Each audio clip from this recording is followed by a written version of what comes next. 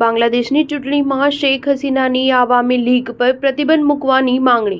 બાંગ્લાદેશમાં જાગેલા ભારે રાજકીય ચક્રવાત પછી રચાયેલી મોહમ્મદ યુનુસની અંતરિમ સરકારે જવાબદારી સંભાળી છે। હવે સ્થિતિ શાંત થતાં દેશમાં સમય પૂર્વે ચૂંટણી યોજાવા જઈ રહેલા દબાણને લીધે યુનુસ સરકાર દ્વિધામાં મુકાઈ ગઈ છે। જુલાઈ-ઓગસ્ટમાં થયેલા રાજકીય ચક્રવાતમાં નેતૃત્વ લેનારા વિદ્યાર્થી નેતાઓ શેખ હસીનાની પાર્ટી આવામી લીગ ઉપર પ્રતિબંધ મૂકવાની માંગણી કરી રહ્યા છે, તો બીજી તરફ આવામી લીગની પ્રતિસ્પર્ધક પાર્ટી હોવા છતાં બાંગ્લાદેશ નેશનલિસ્ટ પાર્ટી અને તેના સાથી પક્ષો આવામી લીગને ચૂંટણી લડવા પર પ્રતિબંધ મૂકવાનો વિરોધ કરી રહેલ છે અને કહે છે કે દેશના રાજકારણમાં દરેક પક્ષો હોવા જ જોઈએ।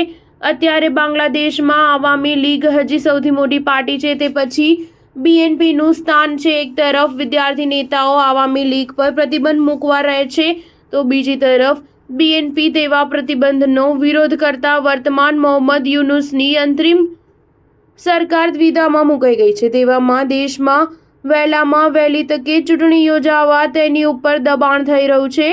બીએનપીના મહામંત્રી મિર્ઝા ફખરુલ ઇસ્લામ આલમગીરે પત્રકારોને જણાવ્યું હતું કે આવામી લીગ પણ એક રાજકીય પક્ષ છે, તે જ નિર્ણય કરશે કે ચૂંટણી લડવી કે નહીં। જો કે લોકોની હત્યાઓ કરવા અંગે દેશનું ધન લૂંટવા માટે તેમની ઉપર કાનૂની કાર્યવાહી કરવી જોઈએ અને તેમને દંડ તથા સજા પણ થવી જોઈએ। દરમિયાન બાંગ્લાદેશ નેશનલિસ્ટ પાર્ટીના નેતા ખાલિદા ઝિયા બાંગ્લાદેશના સશસ્ત્ર સેના દિવસે યોજાનારા સમારોહમાં ઉપસ્થિત રહ્યા હતા। 2018માં જેલમાંથી મુક્ત થયા પછી તેઓએ પહેલી જ વાર કોઈ જાહેર કાર્યક્રમમાં ભાગ લીધો હતો। સ્ટાર ન્યૂઝ 7 હંમેશા સચ્ચાઈની સાથે।